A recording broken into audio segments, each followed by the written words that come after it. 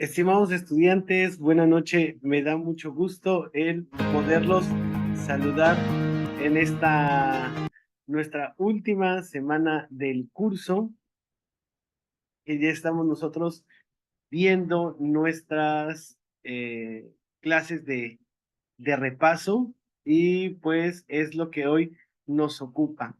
El nombre de un servidor es José Yair Hernández Acosta y tengo el gusto de ser el docente titular del Grupo 1 en la materia Filosofía del Derecho. Nuevamente bienvenidos a todos los que son del Grupo 1, del Grupo 2.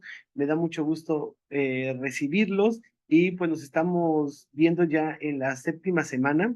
Hemos tenido ya 6 semanas de trabajo previo y pues el día de hoy nos corresponde la primer clase de repaso en la cual vamos a hablar nosotros acerca de los temas que desarrollamos en la semana 3 y en la semana 4, que corresponde también a las mismas unidades.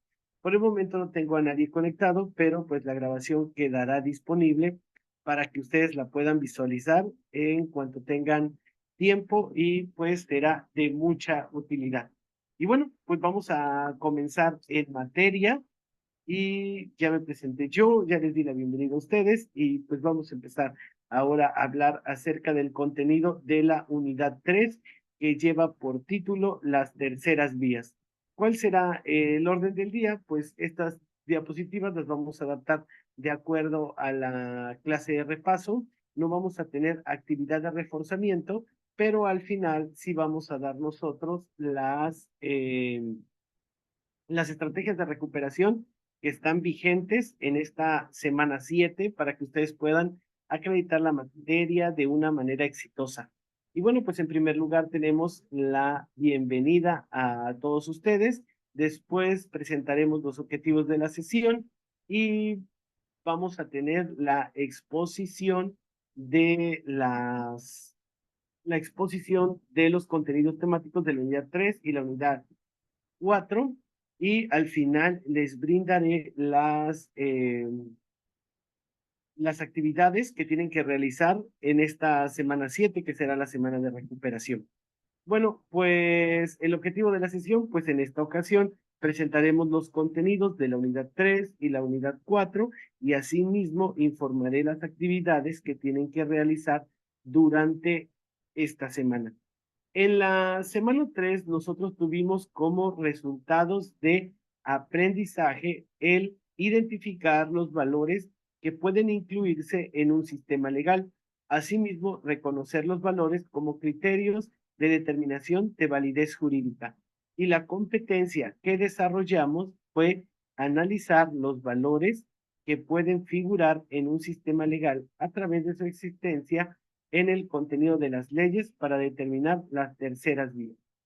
Y bueno, teniendo esto de preámbulo, vamos a comenzar con el desarrollo del contenido temático de la semana 3. Y bueno, vamos a tener nosotros qué son las terceras vías.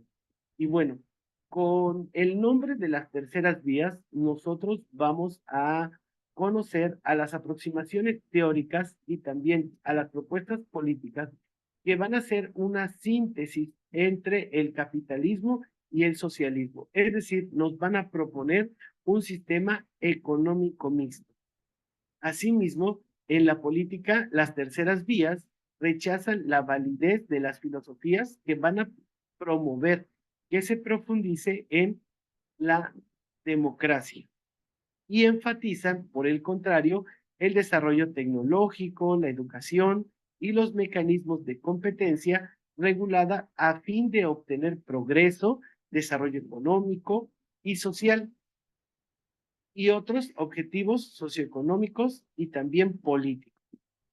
Las terceras vías, nosotros podemos decir que van a ser una síntesis entre lo que es el capitalismo y el socialismo.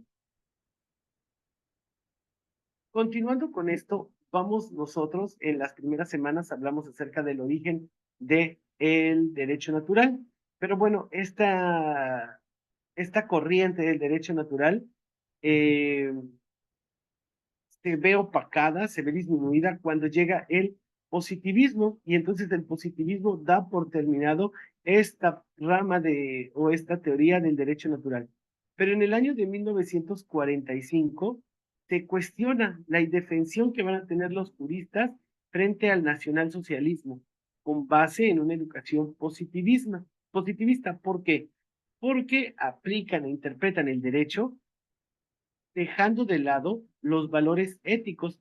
Todo esto por tener una obediencia ciega al Estado totalitario. Y entonces renace el derecho natural en 1945 y este se va a ver como un remedio contra la crisis moral, ¿sí? Contra una crisis moral que se enfrentaba en ese tiempo en el continente europeo. ¿Y por qué? Pues porque se va a defender el positivismo diciendo que no debe de ser entendido como una moral, sino como una teoría moral. Y así vamos a llegar nosotros al momento en el que surge la Escuela Libre de Derecho. Y vamos a tener que la Escuela Libre de Derecho es un método moderno de interpretación que van a ser a partir de unir positivismo con naturalismo. ¿Quién es el que hace que nazca esta Escuela Libre de Derecho?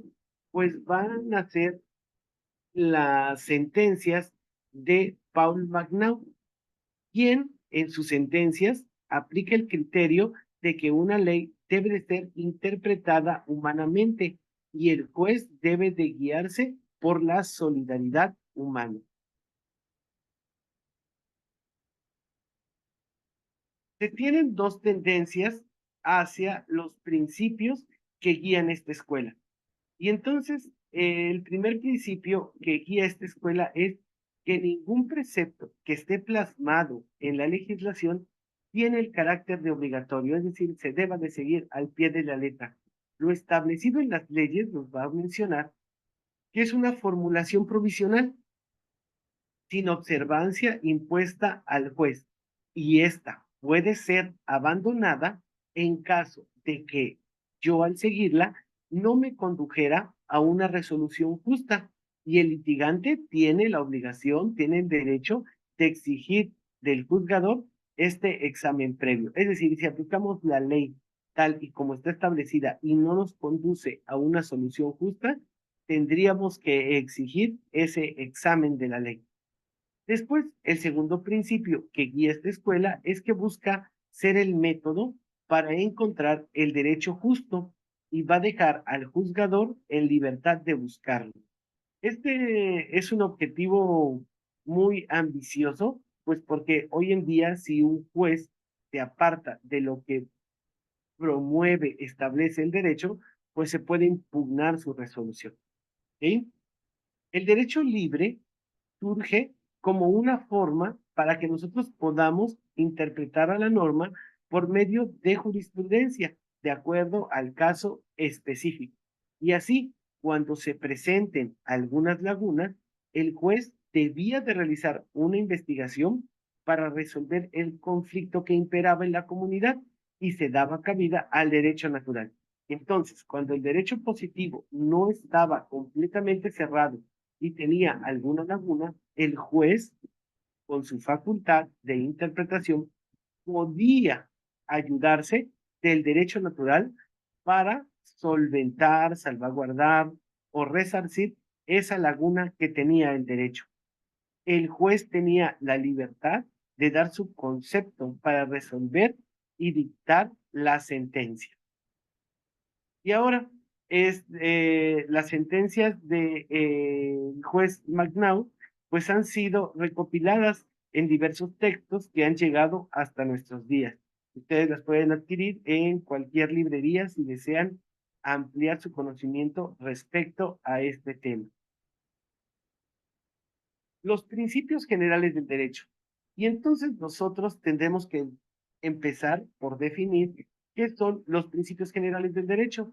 Y de piña nos va a decir que los principios generales del derecho son criterios o ideas fundamentales de un sistema jurídico determinado que se presenta en la forma concreta de un aforismo y cuya eficacia como norma supletoria de la ley depende del reconocimiento expreso del legislador. Entonces, los principios generales del derecho nos ayudan o nos marcan un camino el cual debe de seguir el derecho. Ahora, nosotros los podemos utilizar en casos específicos cuando el legislador lo provea de esta manera. Y entonces vamos a tener nosotros que en la Constitución mexicana, en el artículo 14, se da cabida a emplear los principios generales del derecho cuando exista alguna laguna en el mismo, pero solamente el legislador, en el caso mexicano, lo permite en la materia civil. En la materia penal no es tan permitido, solamente es en la materia civil. ¿Qué podemos decir acerca de los principios generales del derecho como principio, como puntos destacados? Y podemos decir, en primer lugar, que son materia y contenido del que se vale el legislador para elaborar leyes. Y entonces el legislador parte de estos principios generales y eso guía su actuar cuando propone, modifica una ley. Después que aparecen como el complejo de ideas y creencias que forman el pensamiento jurídico de un pueblo determinado de la historia. Es decir, los principios generales del derecho en ocasiones tienen modificaciones y los estados pueden acercarse o apartarse de ellos de acuerdo a la realidad que se encuentran viviendo. Y por último, son las direcciones según las cuales se desarrollan las instituciones jurídicas. Nos brindan principios bajo los cuales se debe de desarrollar toda institución jurídica. Norberto Bobbio propone que los principios generales del derecho deberían de ser clasificados por materia. En cambio, Néstor de Buendosano va a decir que en los principios generales del derecho no se tiene nada seguro ni firme. Por eso no deberíamos nosotros de seguirlos de una manera ciega. Vamos a ver ahora un debate que se da entre Hart y Dworkin. Y vamos a tener nosotros que a finales del siglo XX, tras renacer el derecho natural y la contraposición que existe del derecho natural con el derecho positivo, se va a dar un debate entre estas dos teorías. Una va a ser la defendida por el inglés Hart y la otra por el norteamericano Dworkin. Ahora, el debate trataba principalmente en la relación que se tiene entre derecho y moral, asimismo sobre el concepto que se tenía en ese tiempo del derecho. Vamos a tener nosotros que Hart publica en 1961 un libro que se llama El concepto de derecho. Y en el capítulo 8, que lleva por título Formalismo y escepticismo frente a las reglas, realiza una aproximación a la definición del derecho desde la perspectiva lingüística y sociológica. Esta aproximación que realiza sirve para que Hart desarrolle una teoría fundamentada en tres principios. En primer lugar, la indeterminación del lenguaje. En segundo lugar, la textura abierta del derecho. Y en tercer lugar, la discrecionalidad judicial. Frente a lo que publica y postula Hart, tiene Watkin, quien publica una serie de artículos en los que manifestaba sus ideas acerca de la relación que existe entre el derecho y la moral, de la distinción entre las reglas y principios, de las reglas del reconocimiento, de la discrecionalidad judicial y de las respuestas correctas.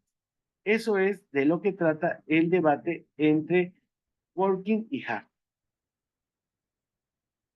Vamos a hablar acerca de las teorías sobre la argumentación jurídica. ¿Y qué podemos decir al respecto? Y vamos a decir nosotros que la práctica del derecho consiste en primer lugar en argumentar y aplicar las normas jurídicas. Un buen jurista es aquel que tiene la capacidad de idear y manejar argumentos con habilidad. El objetivo de la argumentación jurídica es en sí dar razones en favor o en contra de una determinada tesis. que se trata de sostener o de refutar en textos jurídicos y su aplicación. Vamos a nosotros a distinguir tres campos jurídicos de la argumentación jurídica. En primer lugar, tenemos la producción y establecimiento de las normas jurídicas, argumentaciones que se tienen en la frase prelegislativa y en la fase legislativa. Y entonces nosotros vamos a tener que los legisladores argumentan en favor de las propuestas de leyes que ellos tienen. Después, la aplicación de normas jurídicas a la resolución de casos, pues los jueces realizan una argumentación sobre el porqué de su sentencia. Y por último tenemos la dogmática jurídica, ella suministrando criterios para la producción de derecho de las diversas constancias, para la aplicación del derecho, organizándolo o sistematizándolo un sector del ordenamiento jurídico. La argumentación jurídica parte de buscar que se acepten unos argumentos o se desechen otros, asimismo resuelve disputas, busca también lo verdadero, la creación de interpretaciones como argumento. Esta creación se ha realizado a través de métodos argumentativos muy antiguos, como lo son la hermenéutica, que la hermenéutica va a ser la ciencia o el arte de interpretar textos. Asimismo, la retórica, y la retórica es el arte que tiene una persona para poder hablar en público. La dialéctica va a ser la parte de la filosofía que se ocupa del razonamiento y de las leyes de este razonamiento, las formas y las maneras en que debe de expresarse. Y por último tenemos la lógica que será la capacidad de los seres humanos para tener un pensamiento razonable. La investigación de los valores.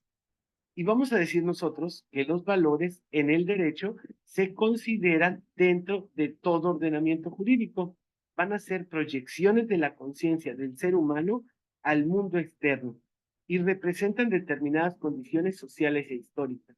Los valores van a ir cambiando de acuerdo a la sociedad en la cual se presente y también al momento histórico de esa sociedad. A lo largo de la historia, sobre los valores, se han dado tres posiciones, las cuales son las siguientes. Primero, la objetivista. Y la objetivista va a sostener que los valores son absolutos, eternos e inmutables y que dependen de la experiencia humana. Es decir, no cambian. Existen ahí, nosotros solamente los reconocemos como valiosos, pero no porque una persona no lo reconoce como valioso, deja de ser un valor. La subjetivista, y esta reduce los valores al plano de los deseos o intereses individuales.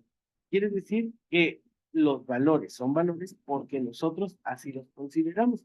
En el momento en el que ya no los consideremos así, pues dejarán de ser valiosos. Y la intersubjetivista o discursiva. Y entonces dice esta que indica que los valores son el resultado de la racionalidad práctica y que se llega a ellos mediante un consenso racional de los seres humanos que conviven en una sociedad abierta y democrática. Si nosotros nos descubrimos valiosos por nuestra capacidad racional, pero si la mayoría dice que es valioso, se queda como valioso. En cambio, yo puedo descubrir algo como valioso, pero si la mayoría dice que no es valioso, no lo tomamos como tal.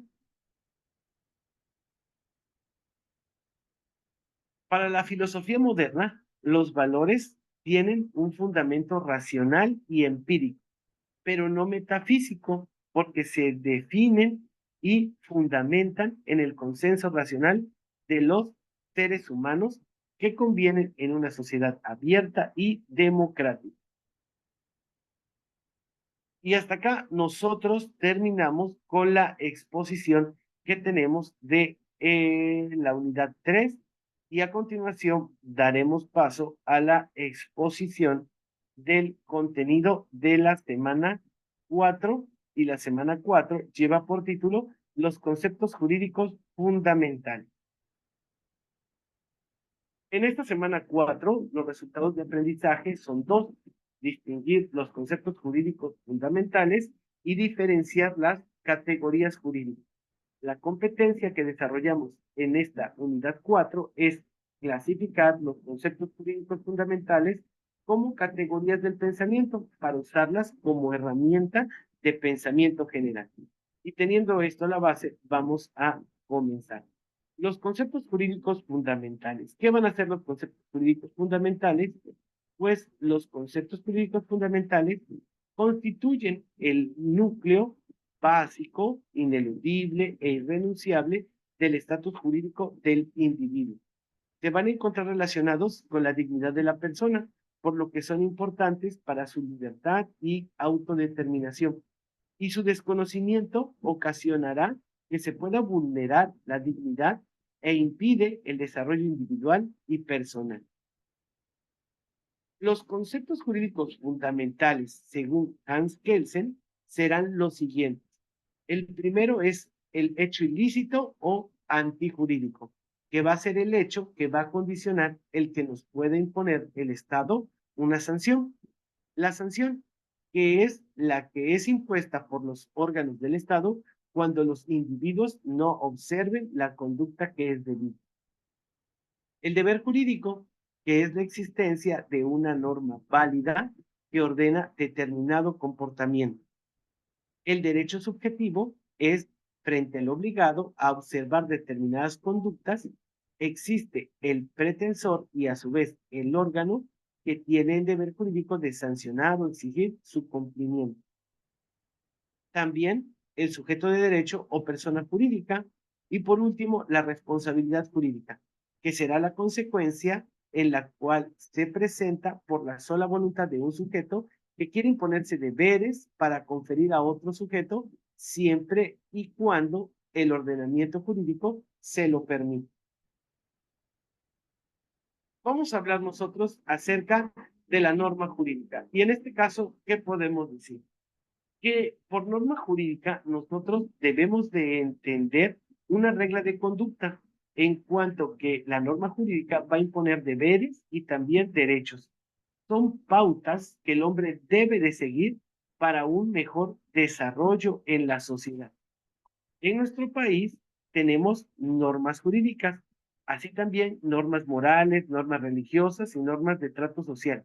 Pero en este caso a nosotros nos interesan las normas jurídicas, que las podemos nosotros definir como aquellas disposiciones que el poder público, por medio de sus órganos legislativos, señala como obligatorias a la obediencia general y en caso de inobservancia, las hace cumplir de acuerdo con los órganos judiciales. Ahora, las características de las normas jurídicas serán las siguientes: la bilateralidad, la coercibilidad, la generalidad, la abstracción, la legitimidad y la permanencia. Estas normas jurídicas van a tener como objetivo el correcto encauzamiento de la vida en sociedad, pues para llegar a la convivencia de paz y respeto que exige la sociedad, se necesita de un conjunto de leyes o de derecho. Las fuentes del derecho.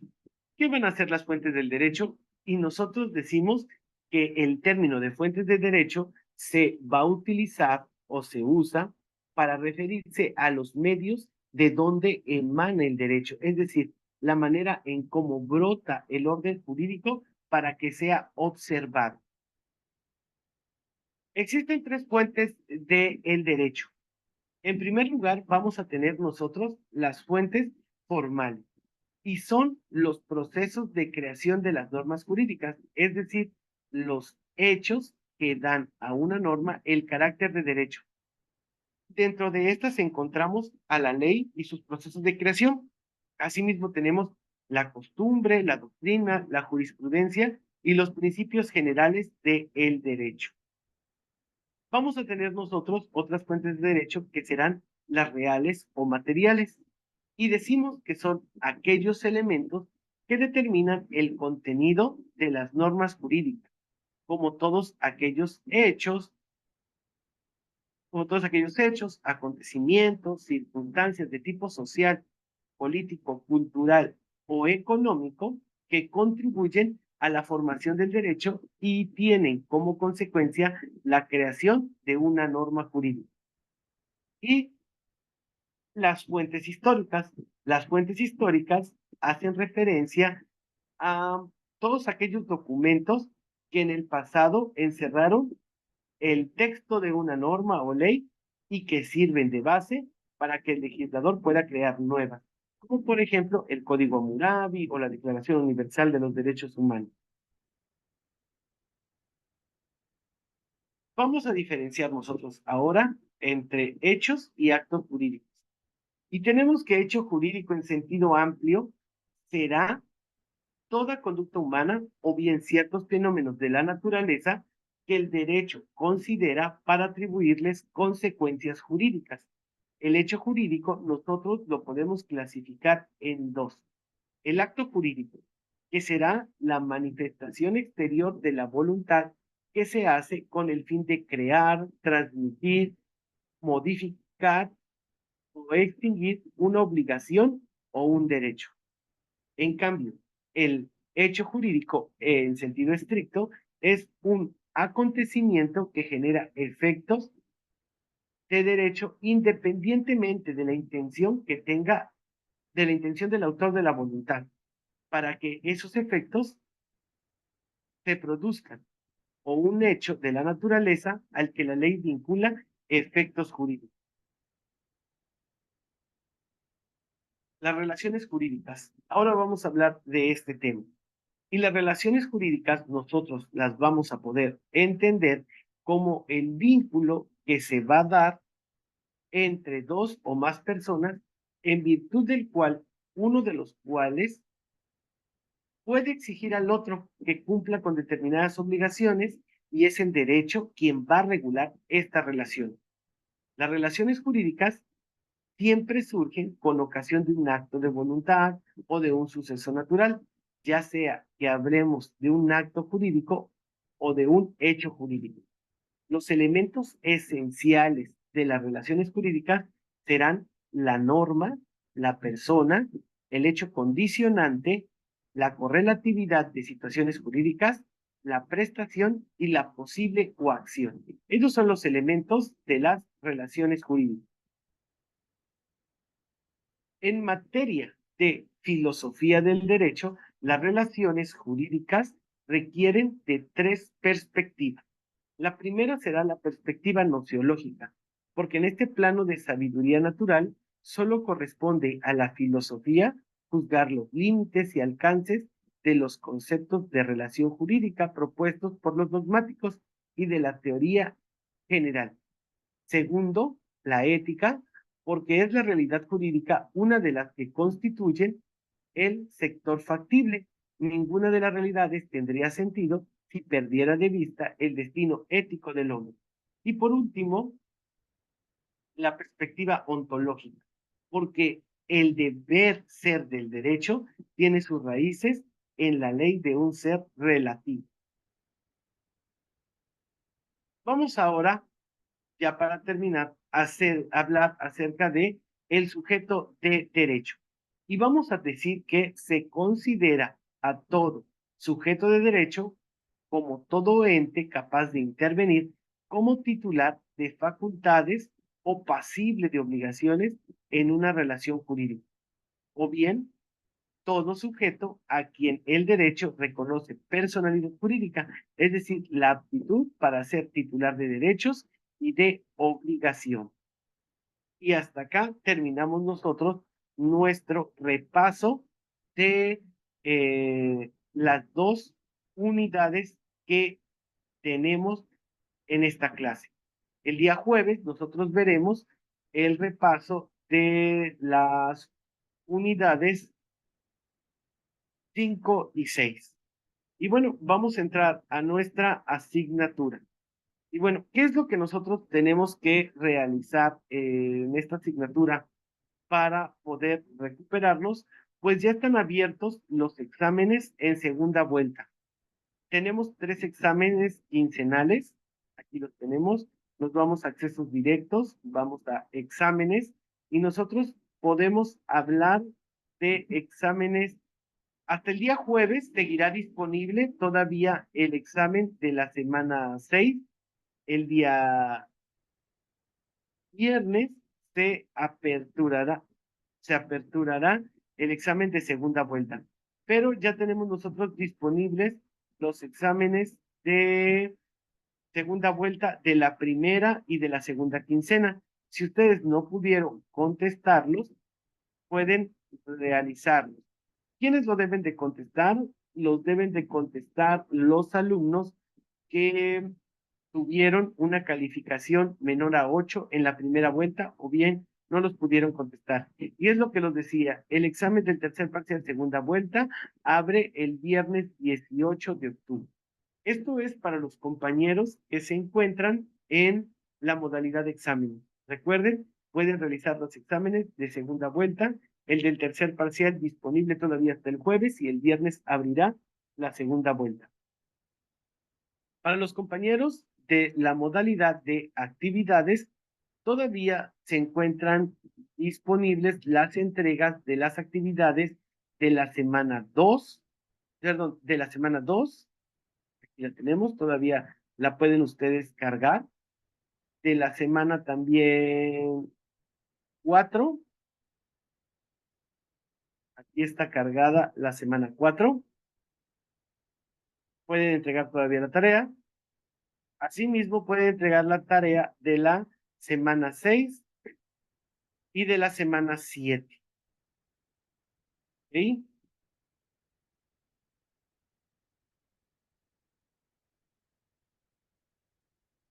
Y aquí tenemos la de la semana 7. ¿Sí? Tenemos esas tareas que todavía pueden entregar.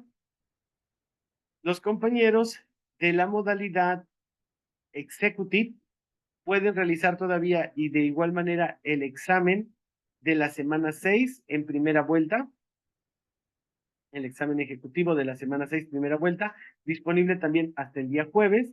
Si tienen una calificación menor a 8 o no pudieron contestar los de la primera y segunda vuelta, pueden hacerlos en segunda oportunidad.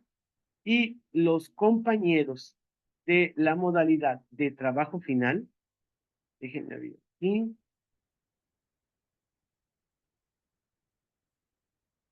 los compañeros de la entrega de trabajo final todavía pueden realizar la entrega del avance 1, del avance 2 y de la entrega final de su trabajo que se encuentran realizando. ¿Ok?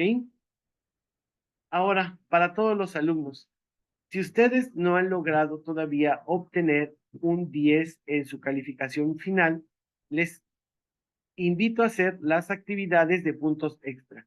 Ingresan al apartado de puntos extra y pueden contestar todavía los 5 autocalificables disponibles. Recuerden que teniendo 10 en los 5 autocalificables, ustedes podrán sumar a su calificación final hasta 2 puntos extra. Ahora, las actividades de puntos extra se entregan aquí en estos entregables. Todavía pueden ustedes realizar entregas hasta el 17 de octubre. ¿Ok? Todavía tenemos unos días para entregar. ¿Qué es lo que ustedes pueden entregar? Pues pueden entregar las preguntas de investigación de cada semana. Voy acá, y vamos a tener nosotros las preguntas de investigación de cada semana. A continuación, procederé a enviárselas en el chat.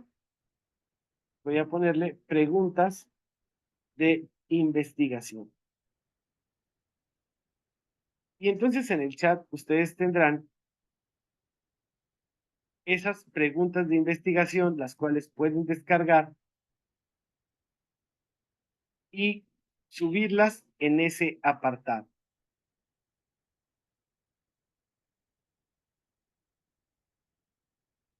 La semana 1, ahí la tenemos.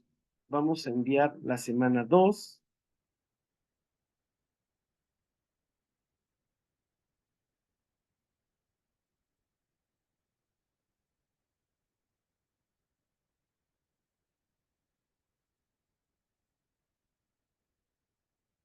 Enviamos la semana 3.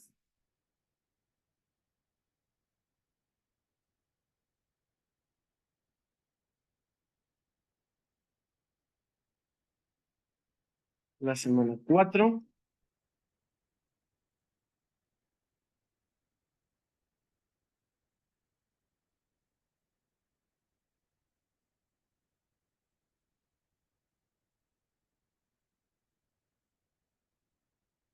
La semana 5.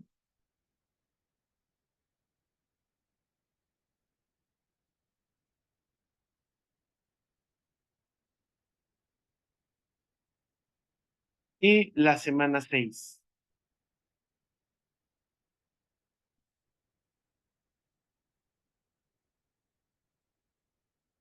Ahí tienen ustedes ya todas las preguntas de investigación de cada una de las semanas que hemos realizado. Asimismo, nosotros tenemos las evidencias de aprendizaje.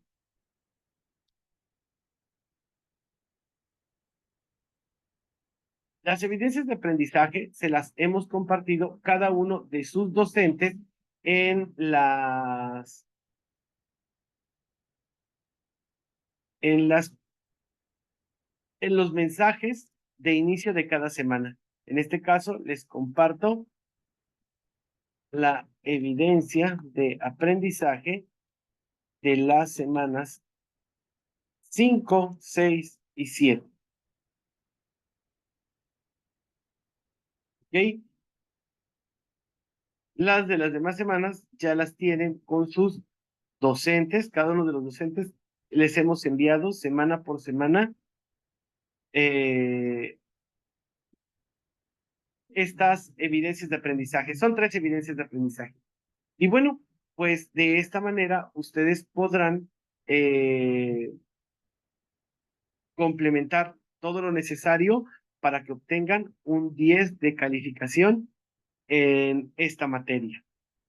Bueno, pues por mi parte ha sido todo.